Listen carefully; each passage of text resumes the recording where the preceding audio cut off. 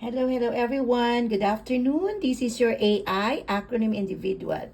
We have only two letters for today, and that is AF. What is meant by AF, as you can see on the board, it's anxiety and fear.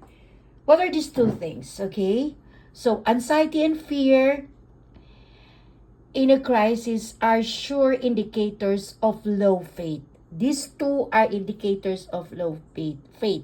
Ito po yung dalawa na nagpapatunay na meron tayong mababang pananampalataya o mahinang pananampalataya. So the next time you feel anxious, remember that God is big enough.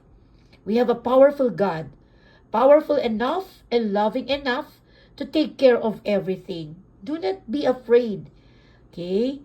And everything is something and everything, and if there is something bothering you, boost your faith by refusing not to be afraid, not to be anxious, and not to worry about it.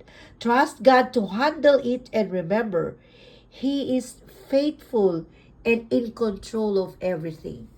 Because He's the most powerful God that He is the most powerful, and He knows what to do. He knows what's best for us. So, do not lower our faith, but boost our faith by removing these two indicators in our life. Remove anxiety and fear.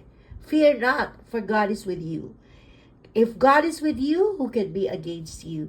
So remember that. Tandaan po natin yung dalawang ito, the AF, the anxiety and fear. These are the low indicators. These are the indicators that we have a low faith. So dapat palakasin po natin ang ating pananampalataya. So magandang buhay. Once again, this is your AI, acronym individual.